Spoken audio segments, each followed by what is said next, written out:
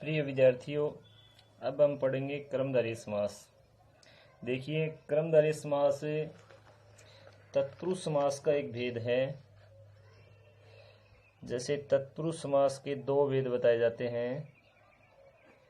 तत्पुरुष समास के एक तो होता है समानाधिकरण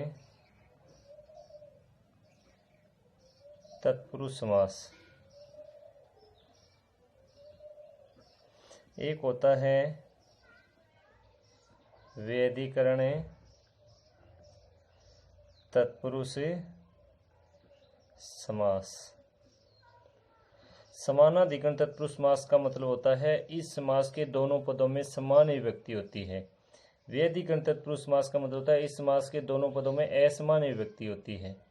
कहने का मतलब ये है कि समानाधिकरण तत्पुरुष समास को ही हमें कर्मधारय समास कहते हैं।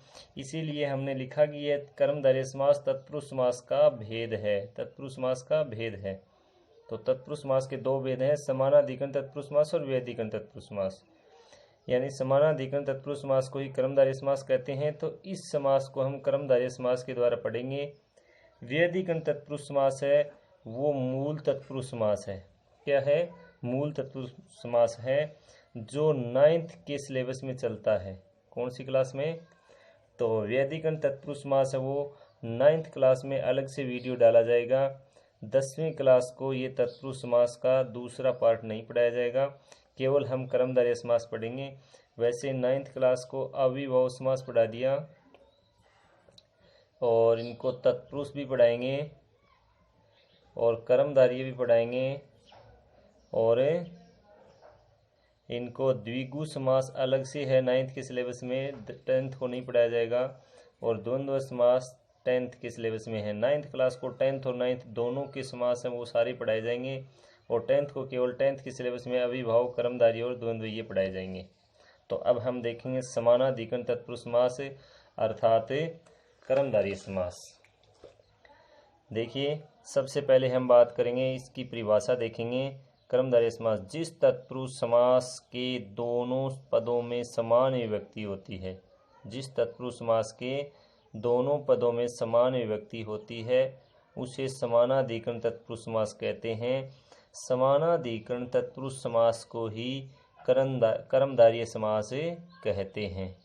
सबसे पहले हम देखेंगे कर्मधारय समास के मुख्य रूप से 4 भेद होते हैं। कितने भेद होते हैं? 4 भेद। जैसे पहला है विशेषण विशेष्य कर्मधारय समास। कौन सा है? विशेषण विशेष्य कर्मधारय समास। दूसरा है उपमानोपमेय कर्मधारय समास। इसका मतलब है इस समास के एक पद में विशेषण, दूसरा पद विशेष्य होगा। इसमें एक पद उपमान होगा, दूसरा पद उपमेय होगा। इसमें उपमानोत्तर पद का मतलब होता है उत्तर पद जिसका उपमान हो, दूसरा पद जिसका उपमान हो उसे उपमानोत्तर पद कर्मधारय समास कहते हैं। एक है चौथा अवधारणा पूर्व पद कर्मधारय समास। तो इन चारों को हम विस्तार पूर्वक पढ़ेंगे। सबसे पहले है अपना विशेषण विशेष्य कर्मधारय समास। इसकी परिभाषा देखेंगे। जिस कर्मधारय समास का एक पद विशेषण और दूसरा पद विशेष्य यानी संज्ञा होता है, विशेष्य का मतलब होता है संज्ञा, उसे हम विशेषण विशेष्य कर्मधारय समास कहते हैं। अब हम इसके एग्जाम्पल देखेंगे।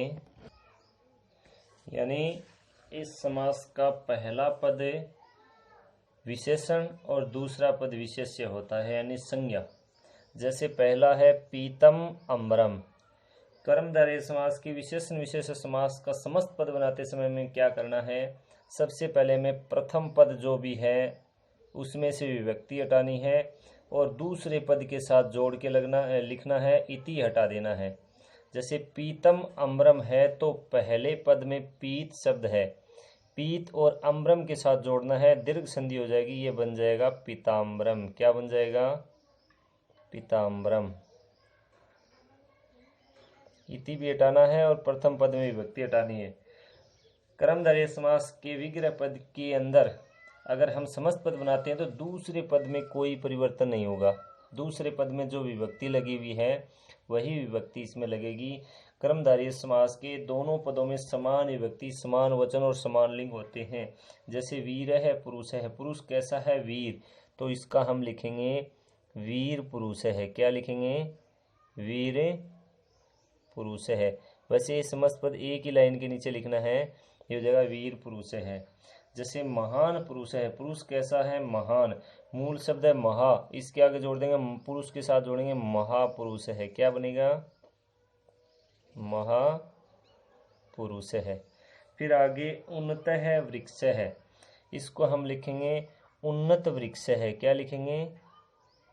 उन्नत वृक्ष है। वृक्ष कैसा है? ऊंचा।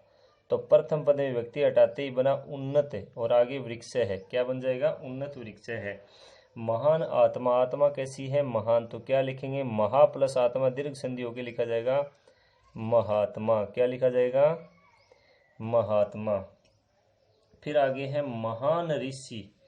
यहाँ महा प्लस ऋषि होगा। महा प्लस ऋषि में आ प्लस री मिलकर गुण संधि के द्वारा बन जाएगा महर्षि। ऋषि कैसा है? महान है। ऋषि कैसा है? महान है। तो क्या बनेगा? महर्षि। नीलम उत्पलम।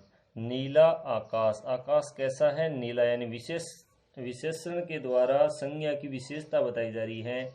यहाँ मूल शब्द है नील।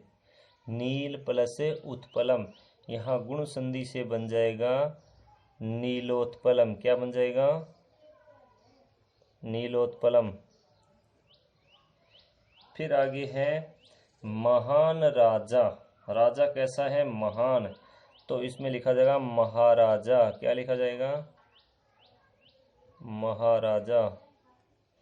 फिर है जैसे इस समास के दोनों पदों में, विग्रह पद के दोनों पदों में जो विभक्ति, जो वचन है, वो दूसरे पद में तो कोई परिवर्तन नहीं होना चाहिए। प्रथम पद में विभक्ति हटाना। जैसे दर्शन यानी स्थलानी। दर्शनीय स्थल। स्थल कैसे हैं? दर्शनीय। तो प्रथम पद में मूल शब्द है दर्शनीय। क्या है? दर्शनीय। दूसरे पद में कोई परिवर्तन नहीं होगा, स्थलानी। दर्शनीय, स्थलानी। ये हो गया इसका समस्त पद। फिर है नीलानी उत्पलानी। नीले उत्पल आकाश, यानी ये बहुवचन हो गया। तो नीलानी में मूल शब्द है नील और आगे है उत्पलानी। तो गुण संधि के द्वारा ए प्लस उ मिल के ओ हो जाएगा नीलोत्पलानी। क्या बनेगा? नीलोत्पलानी। ये अपना विशेषण विशेष्य क्रमधारय समास कंप्लीट हो गया है। कल हम पढ़ेंगे उपमानो उपमेय क्रमधारय समास और इसके आगे के जो भी क्रमधारय समास के पार्ट बचे हुए हैं वो पढ़ेंगे और उसके बाद हम पढ़ेंगे द्वंद्व समास। आज के लिए बस इतना ही। जय हिंद, जय भारत।